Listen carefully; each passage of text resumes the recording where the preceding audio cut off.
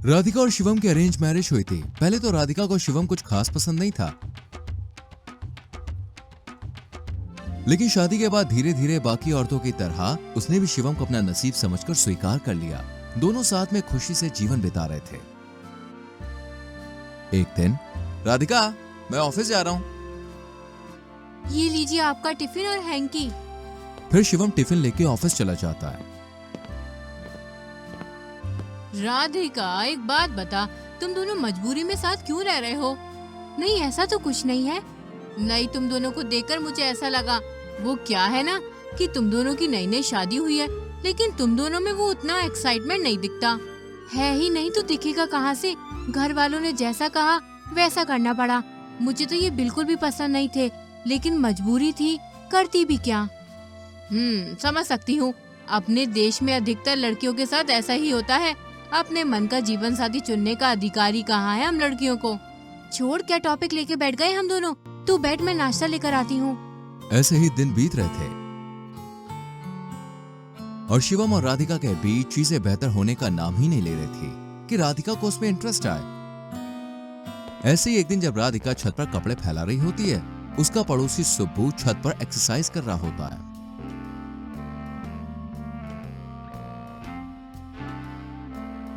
वाह, क्या बाइसेप्स है इसकी। कितना हैंडसम है ये लड़का। काश मेरी शादी इससे हुई होती। वैसे मोहल्ले में नया मालूम पड़ रहा है। तभी सुब्बू की नजर राधिका पर पड़ती है और वो पाता है कि राधिका उसे ही घूरे जा रही है। हे, क्या कर रही हो? वो कुछ नहीं। बताओ, नए हो क्या यहाँ? हाँ, परसों ही शिफ्ट हुआ हूँ। वैसे बड़ी खूबसूरत हो आप। मुझे घूर क्यों रही थी? कुछ नहीं, ऐसे ही। फिर राधिका वहां से चली जाती है। अब आए दिन दोनों छत पर मिलते हैं और उनके बीच में बातें भी होती हैं। ऐसे ही दोनों की बातें हद से ज्यादा बढ़ने लगती है और जल्द ही नंबर भी एक्सचेंज हो जाते हैं और बातें जान पहचान और दोस्ती की हद से आगे बढ़ जाती हैं। दोनों छत पर नैन मटक्का करते हैं। अंधेरी रात में छत पे मिलते हैं और जब राधिका के घर में कोई भी नहीं होता तो सुब्बू आए दिन राधिका के घर आ जाता।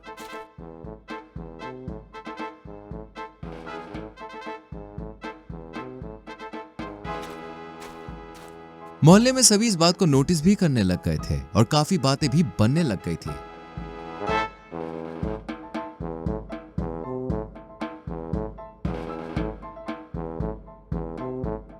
ऐसे ही एक दिन जब शिवम ऑफिस में होता है, राधिका सुब्बू के घर जाती है।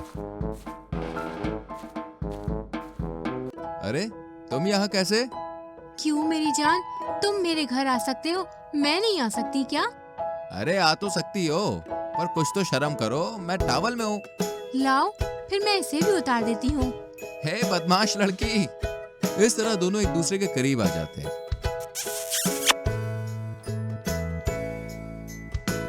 वहीं शिवम किसी काम से घर आया होता है और राधिका जब उसे घर पे नहीं मिलती है तो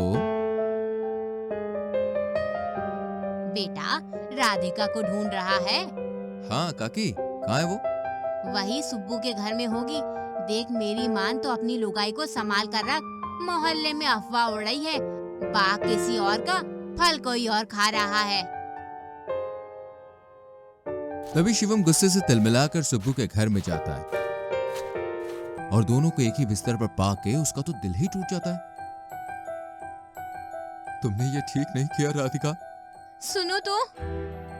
फिर राधिका भी शिवम के पीछे पीछे घर आ जाती है। जान, प्लीज मुझे माफ कर दो। मैं बहुत अकेला फील कर रही थी। हम दोनों की शादी जैसी भी हालात में हुई हो, लेकिन तुम कोई इनिशिएट ही नहीं ले रहे हो। मैं क्या करती? जो भी हुआ मुझसे अनजाने में हो गया। प्लीज मुझे माफ कर दो, प्लीज। इसके बाद राधिका और शिवम काफी देर तक एक दूसरे से बात करते हैं। दोनों के बीच में बहस भी होती है, लेकिन फिर राधिका उसे प्रॉमिस करती है कि वो कभी भी उसे अब चीट नहीं करेगी। इसके बाद धीरे धीरे दोनों के बीच चीजें सुधरने लगती हैं। अब शिवम कभी राधिका के लिए फूल लेके आता,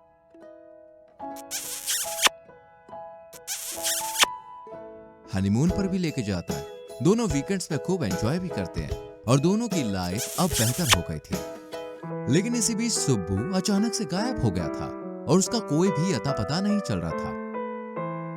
जिससे उसके घर वालों ने पुलिस में कंप्लेन कर दी और तहकीकात में पुलिस को पड़ोसियों से सारी चीजें पता चली, जिसके बाद पुलिस ने राधिका के घर में रेड डाली, जहां उन्हें राधिका के घर से कुछ भी बरामद नहीं हुआ। देख लिया, मैंने पहले ही कहा था यहाँ कुछ नहीं है। सर, कहीं से बहुत गंदी बदबू आ रही है। हाँ, वो वॉश बेसिन का पाइप लीकेज है इसलिए। नहीं नहीं, ये फ्रिज से आ रही है शायद। अरे हाँ, फ्रिज में परसों की दाल रखी है, खराब हो रही है इसलिए आ रही है। दाल खराब हो रही है? ठीक है, लेकिन आपको इतना पसीना क्यों आ रहा है? तभी पुलिस फ्रिज को खोलकर देखती है, जहां उन्हें सुब्बू की लाश टुकड़ों में बरामद होती है। ये देखकर सभी एक पल को डर जाते हैं। क्यों मारा सुब्बू को? मैंने नहीं मारा। अब बताएगी या नहीं? मैंने मारा इसे, क्योंकि ये राधिका को ब्लैकमेल कर रहा था। पहले हम दोनों के बीच में जो कुछ भी था, लेकिन फिर सब खत्म हो गया था। सुब्बू के पास मेरी गंदी तस्वीरें और वीडियो थी, जिसे वो सोशल मीडिया पर वायरल कर देना चाहता था, इसलिए हम दोनों ने मिलकर मार दिया और इसके शरीर के टुकड़े फ्रिज में रख दिए ताकि किसी को भी इसकी मौत का पता न चल पाए और हम दोनों शांति से एक साथ रह सके। ये सुनकर सभी बिल्कुल हैरान हो जाते हैं। एक पति पत्नी जिन्हें पहले एक दूसरे से प्यार ही नहीं था, अब दोनों में इतनी चाहत हो गई कि वो इस हद तक आ गए।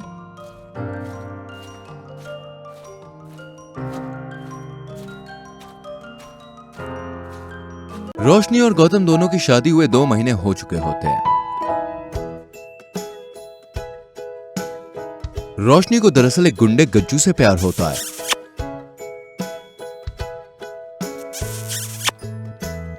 लेकिन उसके माता पिता उसकी शादी गौतम जैसे नेक और अच्छे परिवार वाले आदमी से। रोशनी का दिल अब भी गज्जू के लिए ही धड़कता रहता है। अरे रोशनी बेबी, ये देखो, तुम्हारे लिए मैं ये हॉट सूट लाया हूँ, तुम पर ये बड़ा सुंदर लगेगा। मुझे ये नहीं चाहिए। मैंने तुमसे 100 बार कहा है, तुम्हारे कानपुर में हड़ताल है क्या? मैं सिर्फ और सिर्फ गज्जू से ही प्यार करती हूँ, फिर चाहे वो कितना भी बड़ा गुंडा क्यों ना हो। गौतम को रोशनी की बात सुनकर बड़ा दुख होता है। रोशनी गज्जू से छुप छुप कर मिलने जाया करती है और उसके साथ रोमांस भी करती है। बाबूजी धीरे चलना, प्यार में जरा संभलना, बड़े धोखे हैं इस राह में। ओ तुम्हें अपना बनाने की कसम खाई है baby, I love you. I love you too Gajju मेरी जान।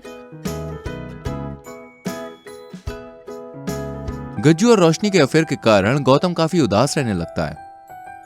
तभी उसकी विधवा भाभी माया उसके पास आती है और वो अपना दर्द माया संग बांटता है। देवर जी, आप इतना टेंशन मत लीजिए, वक्त के साथ सब कुछ ठीक हो जाएगा, देखिएगा। आई होप सो माया भाभी। एक दिन गज्जू के लिए रोशनी अपने ससुराल में चिट्ठी लिख के भाग जाती है। चली गई रोशनी गज्जू के पास। उसने इस चिट्ठी में साफ साफ लिखा है। क्या? रोशनी के ससुराल वाले उसके इस कदम से बहुत हैरान हो जाते हैं। लेकिन जब रोशनी गज्जू के पास पहुंचती है, तभी वो उसे किसी और लड़की के संग बेडरूम में सुहागरात मनाते हुए देखती है। ये क्या गज्जू, तुमने मुझे इतना बड़ा धोखा दिया। तुम्हारे लिए मैं अपने पति को अपने ससुराल वालों को छोड़ कर आई हूँ। अबे काय को मेरी खोपड़ी हिला रही है? चल चल खिसक यहाँ से। अब मेरे को मेरी आइटम बॉम्ब के संग सुहागरात मनाने दे। और हाँ, तेरे को आज मैं फाइनल बोल दे रहा है, तू आज के बाद यहाँ नहीं आएगी और मुझे अपना ये मनहूस थोपड़ा कभी भी नहीं दिखाएगी। गज्जू। रोशनी का दिल बुरी तरह से टूट चुका था, लेकिन अब उसके पास ससुराल वापस जाने के अलावा और कोई ऑप्शन नहीं बचा था। वो 2 दिन तक अपनी सहेली के पास रुकती है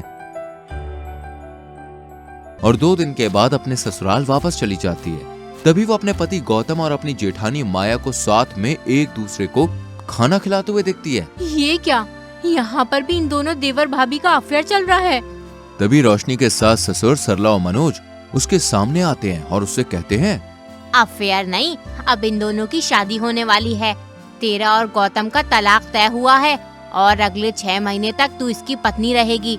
लेकिन जब तलाक हो जाएगा उस दिन माया और गौतम की शादी हो जाएगी। अब निकल तू यहाँ से बाहू, भाग। प्लीज ऐसा मत कीजिए। मेरे माता पिता मुझे घर में नहीं ले रहे हैं क्योंकि उन्हें मेरी इस हरकत से बहुत गुस्सा आया है। अब मैं कहाँ जाऊँगी? 6 महीनों की बात है तो मुझे 6 महीनों तक प्लीज यहाँ रहने दीजिए ना पापा जी, प्लीज। ठीक है, तुम यहाँ रह सकती हो। तुम्हारे जाने के बाद अब मैंने और माया ने डिसाइड कर लिया है कि अब हम दोनों अकेले पढ़ने के बाद एक दूसरे का सहारा बनेंगे और उसकी शुरुआत अब से ही करने वाले हैं हम। तुम अलग कमरे में रहोगी और माया मेरे साथ मेरे कमरे में ही रहेगी, क्योंकि 6 महीने बाद हम दोनों पति पत्नी के रिश्ते में बन जाएंगे। माया और गौतम दोनों साथ में एक ही कमरे में रहने लगते हैं। उन्हें दिन रात एक साथ चिपके हुए देखकर रोशनी को धीरे धीरे जलन महसूस होने लगती है। मैं क्यों जल कुड़ रही हूँ इन दोनों के करीब आने के कारण। मुझे तो इस गौतम से प्यार नहीं है, लेकिन फिर भी जब जब ये माया नाम की चुड़ैल गौतम के करीब आती है, मेरे रोम रोम में आग लगने लग जाती है। रोशनी को अब धीरे धीरे ये एहसास होने लगता है कि उसका पति अब किसी और का हो गया है। माया, तुम्हारे लिए मैं ये हॉट एंड सेक्सी से सूट लाया हूँ, तुम पर बड़ा सुंदर लगेगा। वाह गौतम, तुम सच में हस्बैंड नंबर 1 बनोगे। जो सब गौतम मेरे लिए करता था, अब वो सब ये इस माया के लिए करता है। काश मैंने इसकी पहले ही कदर कर ली होती। काश मैंने अपने घर वालों की सुन ली होती और उस फरेबी गज्जू से दूर हो जाती। रोशनी को अपने दिल में गौतम के प्रति प्यार का एहसास हो जाता है।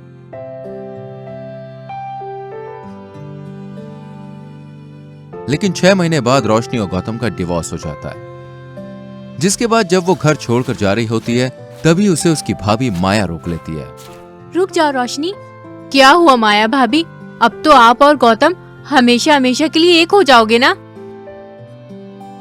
इस तोहफे को खोलो, क्या है इसमें? रोशनी जब उस गिफ्ट बॉक्स को खोलती है, तब उसमें दुल्हन का लहंगा होता है। उस लहंगे को देखकर रोशनी बहुत खुश हो जाती है। ये लहंगा, ये तो दुल्हन का लहंगा है ना? हाँ, और ये तुम्हारा है। तुम्हें क्या लगा तुम्हें मैं यूं ही छोड़ दूंगा? अरे देवर भाभी का अफेयर तो एक नाटक था। 6 महीनों में तुम्हें हर एक चीज का एहसास हुआ ना, वही बहुत बड़ी बात है, और मैं बहुत खुश भी हूँ।